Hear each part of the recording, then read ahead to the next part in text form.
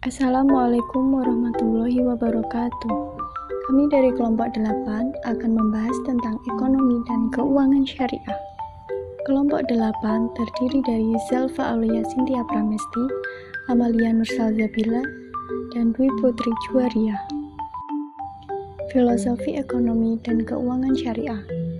Menurut J.M. Muslimin, ada 3 asas filosofi ekonomi dan keuangan syariah, yaitu yang pertama, semua yang ada di alam semesta, langit, bumi, serta sumber-sumber alam lainnya, bahkan harta kekayaan yang dikuasai oleh manusia adalah milik Allah, karena dialah yang menciptakannya. Yang kedua, Allah menciptakan manusia sebagai khalifah dengan sempurna, agar ia mampu melaksanakan tugas, hak dan kewajibannya di bumi. Yang ketiga, beriman kepada hari kiamat dan hari pengadilan.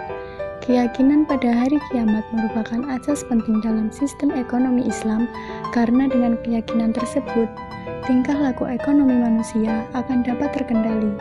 Sebab ia sadar bahwa semua perbuatan termasuk tindakan ekonominya akan diminta pertanggungjawaban kelak oleh Allah. Filosofi keuangan syariah. Ekonomi Islam atau keuangan Islam merupakan bagian terpenting.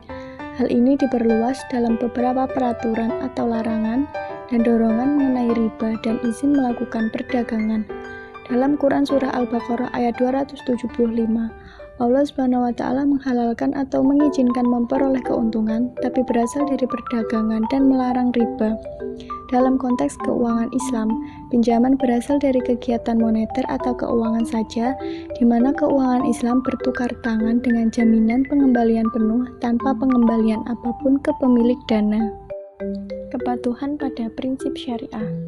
Menurut Arifin, makna kepatuhan syariah atau syariah compliance dalam bank syariah adalah penerapan prinsip-prinsip Islam, syariah dan tradisinya dalam transaksi keuangan dan perbankan, serta bisnis lain yang terkait. Menurut Ansori, mengemukakan bahwa syariah compliance adalah salah satu indikator pengungkapan Islami untuk menjamin kepatuhan bank Islam terhadap prinsip syariah. Hal itu berarti syariah compliance sebagai bentuk pertanggungjawaban pihak bank dalam pengungkapan kepatuhan bank terhadap prinsip syariah. Menurut Adrian Sutedi, berpendapat bahwa makna kepatuhan syariah secara operasional adalah kepatuhan kepada Fatwa Dewan Syariah Nasional atau DSN, karena fatwa DSN merupakan perwujudan prinsip dan aturan syariah yang harus ditaati dalam perbankan syariah. Prinsip-prinsip syariah berdasarkan sumber dari hukum Islam sesuai dengan ketentuan pasal 2 ayat 3 Peraturan Bank Indonesia atau PBI nomor 10/6/PBI/2008 antara lain: A. Prinsip keadilan. Adil berarti menempatkan sesuatu hanya pada tempatnya dan memberikan sesuatu hanya pada yang berhak, serta memperlakukan sesuatu sesuai posisinya. B. Keseimbangan atau tawazun, berarti keseimbangan aspek material dan spiritual, aspek privat dan publik, sektor keuangan dan sektor real, bisnis dan sosial, dan keseimbangan aspek pemanfaatan dan kelestarian. C. Kemaslahatan atau maslahah, berarti segala bentuk kebaikan yang berdimensi duniawi dan ukhrawi, material dan spiritual, serta individual dan kolektif. D. Universalisme atau alamiah, berarti sesuatu yang dapat dilakukan dan diterima oleh, dengan, dan untuk semua pihak yang berkepentingan tanpa membedakan suku, ras, agama, dan golongan. E. Tidak mengandung gharar, transaksi yang objeknya tidak jelas, tidak dimiliki, tidak diketahui keberadaannya, atau tidak dapat diserahkan pada saat transaksi, tidak boleh dilakukan kecuali diatur dalam syariah. F. Tidak mengandung masyir, transaksi yang digantungkan kepada suatu keadaan yang tidak pasti dan bersifat untung-untungan. Masyir biasa disebut juga dengan istilah perjudian. G. Tidak mengandung riba, kepastian penambahan pendapatan secara tidak sah atau batil, antara lain dalam transaksi pertukaran barang sejenis yang tidak sama kualitas, kuantitas, dan waktu penyerahan, atau dalam transaksi pinjam-meminjam yang mempersyaratkan nasabah penerima fasilitas mengembalikan dana yang diterima melebihi pokok pinjaman karena berjalannya waktu. H. Tidak zolim. Zolim berarti transaksi yang menimbulkan ketidakadilan bagi pihak lainnya. Konsep moneter syariah. Sistem ekonomi Islam secara tegas melarang riba dan penjualan komoditi sebelum dikuasai oleh penjualnya. Karena itu, haram menjual barang yang tidak menjadi milik seseorang. Berdasarkan hal ini, transaksi riba yang tampak dalam sistem keuangan dan perbankan modern atau dengan adanya bunga bank, seluruhnya diharamkan secara pasti, termasuk transaksi-transaksi derivatif yang biasa terjadi di pasar-pasar uang maupun pasar-pasar bursa. Sistem ekonomi Islam juga melarang individu, institut, dan perusahaan untuk memiliki apa yang menjadi kepemilikan umum seperti minyak, tambang, energi, dan listrik yang digunakan sebagai bahan bakar. Islam secara tegas melarang praktik penimbunan uang.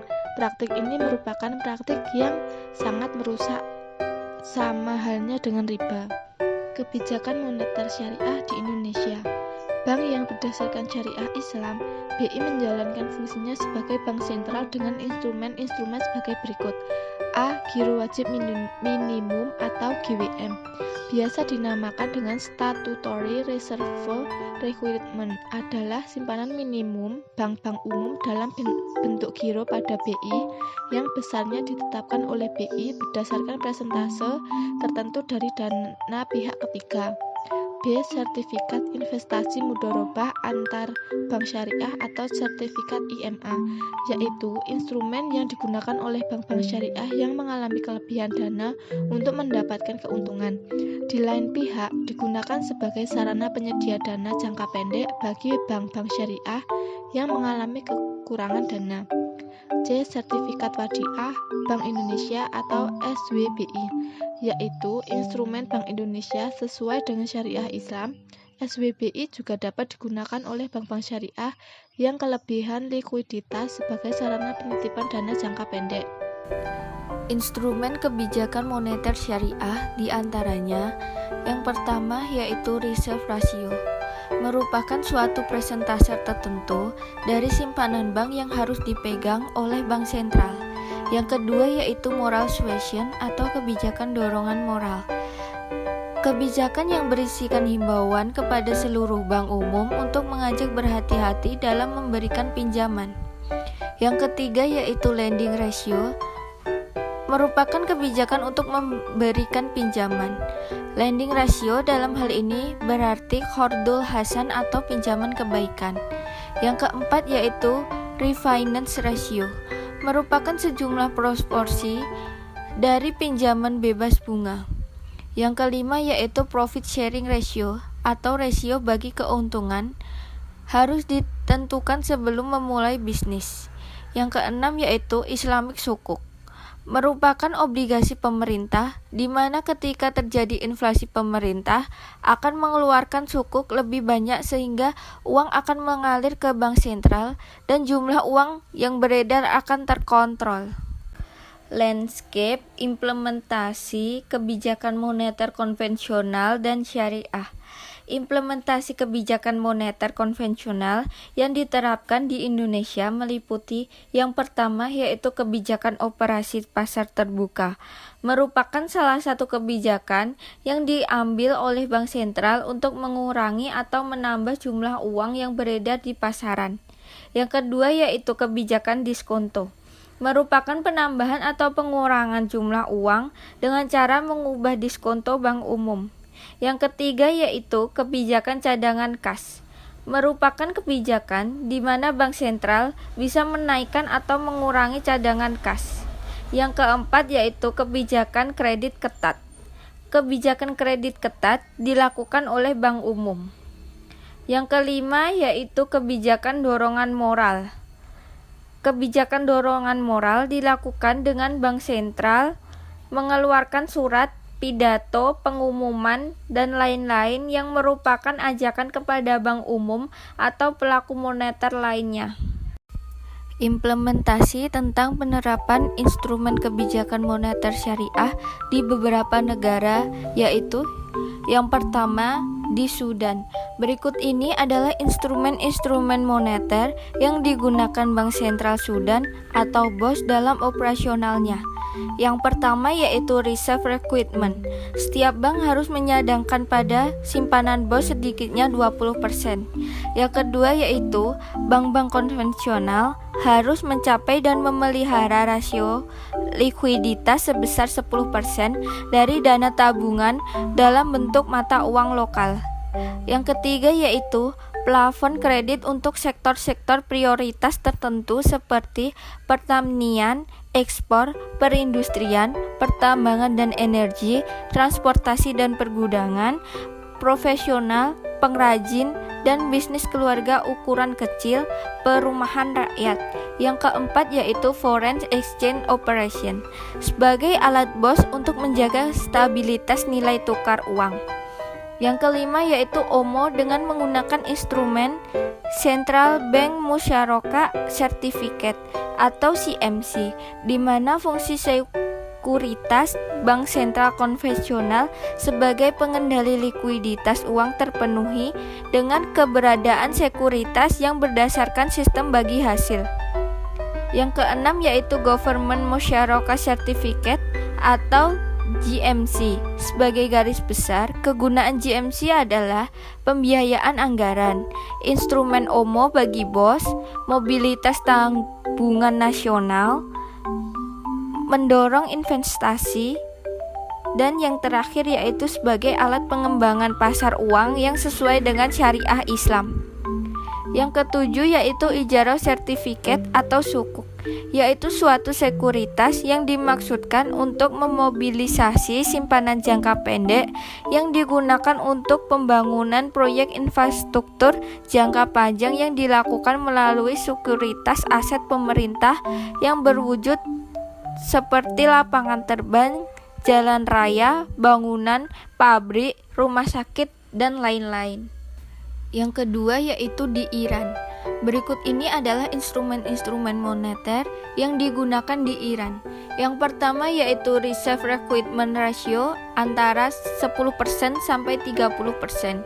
Yang kedua yaitu adjusted open market operation.